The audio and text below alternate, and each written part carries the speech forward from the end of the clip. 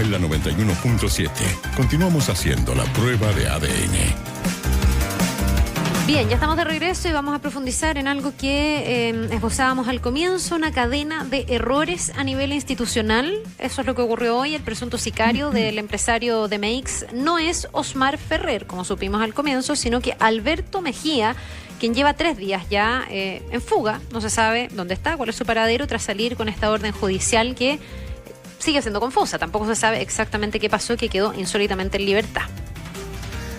Sí, el gobierno confirmó la actualización de la orden de captura a la Interpol y sigue el hermetismo respecto a la investigación y las responsabilidades del caso. Todo esto lo conversamos con Tamara Aranda. ¿Cómo estás, Tam?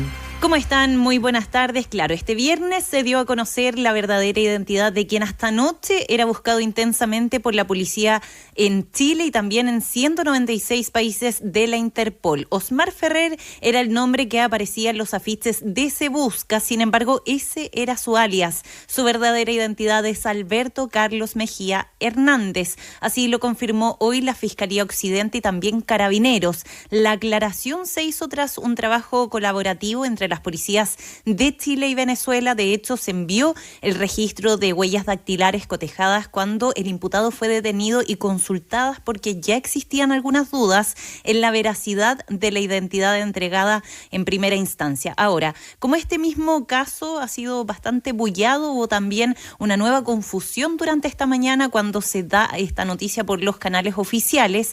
El orden de los nombres también estaba erróneo. Quien debió salir a aclarar esta situación fue el ministro de Seguridad Pública, Luis Cordero.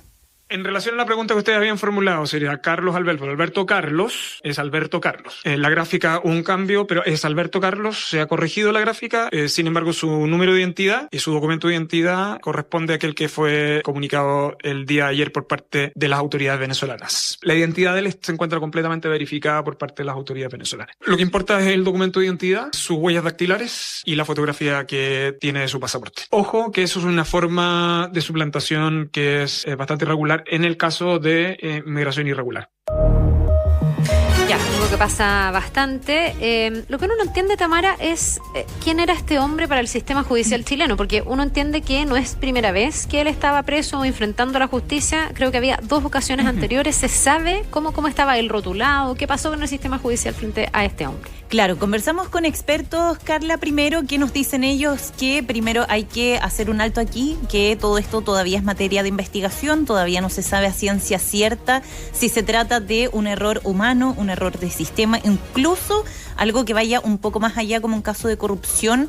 Para eso está la investigación justamente que está en curso y que lleva adelante la fiscalía el fiscal de la Fiscalía Occidente, Marcos Pastén, pero eso no quita que se haya dejado en evidencia una especie de vulneración al sistema judicial y penal en Chile. Por ejemplo, ¿qué pasa con los extranjeros irregulares que son detenidos en Chile? ¿Quién coteja los datos con los países de origen? ¿Por qué nos hacemos estas preguntas? Porque sin ir más lejos, hoy se reveló que Alberto Mejías, alias Osmar Ferrer, es tercera vez que enfrenta el sistema judicial. Las 2 veces anteriores fueron en el año 2022, cuando solo tenía 15 años y utilizaba el nombre de Alberto Mejía, que es justamente el nombre que conocemos hoy. La primera vez fue detenido en la comuna de Las Condes por el delito de porte ilegal de armas y la segunda vez fue en el sector de la Alameda por el delito de robo. De esta última se le habría tomado registro de las huellas dactilares y también se decretó un tipo de arresto nocturno, pero para menores. Pero aquí es donde se le pierde este rastro y cambia su nombre en sociedad para Osmar Ferrer. Ahora, ¿por qué no estaba en el sistema este registro de huellas dactilares para hacer el match? Esa es una duda que Mauricio Duce, abogado, profesor de la Escuela de Gobierno UC y también uno de los autores de la reforma procesal penal, comentó, y también él rescata lo que hace un año atrás aproximadamente se denominaba el criterio Valencia. La dificultad adicional que tiene el sistema es que precisamente tiene que ser actividades de verificación y por eso normalmente se mandan oficios y se realizan actividades con policías a nivel internacional o extranjero para precisamente verificar la identidad. Y eso es lo que además se avanzó con algunas reformas que fueron bastante discutidas, pero ya existen, que es el famoso criterio Valencia. El hecho de que haya que esclarecer la identidad no es hoy día un impedimento, como de hecho ocurrió en este caso, ¿cierto?, para que se pueda decretar la prisión preventiva. Entonces, en este caso no pareciera que la fuente del error proviene de esta dificultad. sin perjuicio de que se hayan demorado luego en descubrir que la persona tenía otro nombre.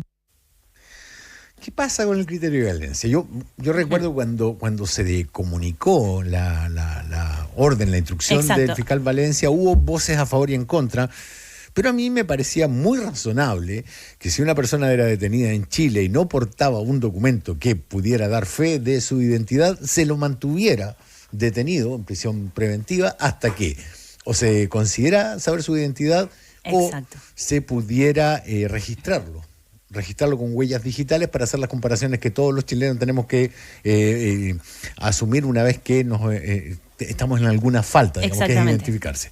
Sin embargo, lo que parece haber ocurrido acá es que no hubo actualización de datos. Tenían datos con un nombre, con otro, y ahora con el segundo se lo puso en libertad. Es que es inevitable hacerse esa duda. ¿Por qué no se registra este match entre las huellas dactilares? Debería saltar la alerta de igual forma. Entonces, no estamos hablando de que esto pasó hace una década atrás, ni hace 2 décadas atrás, fue hace 3 años atrás, fue en el año 2022 cuando fue detenido y cuando, según parte de Carabineros, indica que en esa instancia se le tomó las huellas dactilares a esta persona. Entonces lo que no se hizo fue el matching. Exacto.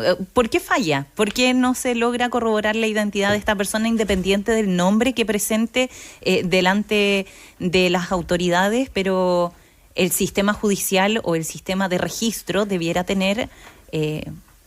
debiera saber dónde están esas huellas, si es que en algún momento se tomaron esas huellas dactilares.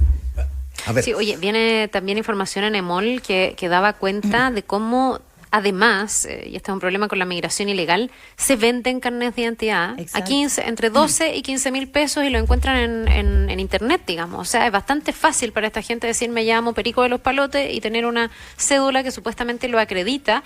Y bueno, las policías, el Poder Judicial, todos tienen que lidiar con esta realidad que dificulta el poder aplicar la justicia en Chile. Pero a ver. Es bien preocupante. Un carabinero, tú le pasas tu carnet y tiene una máquina. Ahora.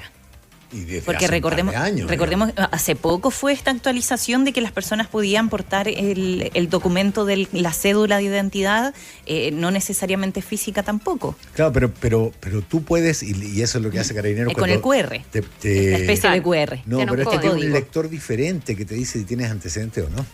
Eso existe. Sí, pero no sé si andan siempre con la máquina, es una buena pregunta. Claro. Y no sé tampoco cómo contrastan esos datos después, insisto, en tribunales, si es que la persona ya está enfrentando la justicia. Porque aquí también las personas dicen que son tal persona y que vienen de tal lugar y que tienen tal edad. Ni siquiera se puede saber si tienen la edad que dicen que tienen. Y Exacto. las policías, los fiscales tienen que empezar a hacer todos los esfuerzos para tratar de contrastar esa información.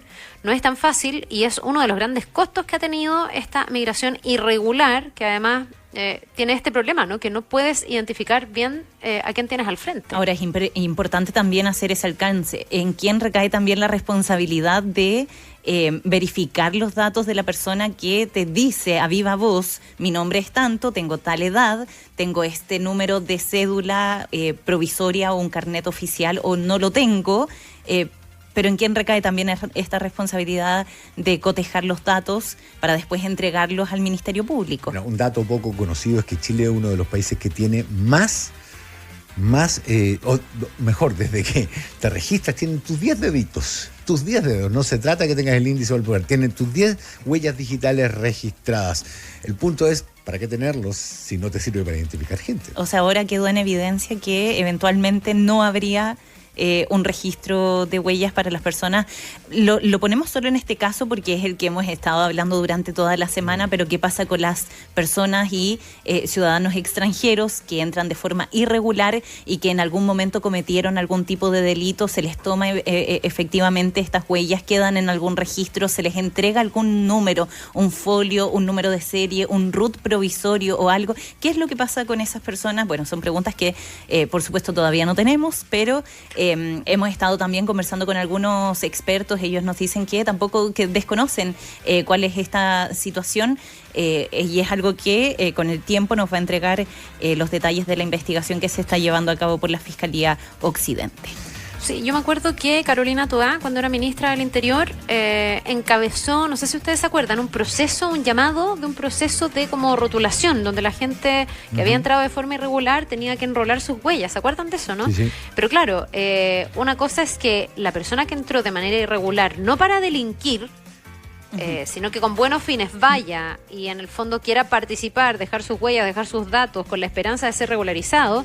Y otra cosa muy distinta es pensar que los delincuentes van a ir a dejar sus huellas voluntariamente y se va a poder entonces contar con la identidad. Por supuesto que los primeros interesados en que eso nunca se regularice son ellos. Yo no sé ahí qué herramientas le queda a Chile solamente. Yo aquí veo, y lo dicen muchos expertos, que lo que tiene que ocurrir es que haya una colaboración regional.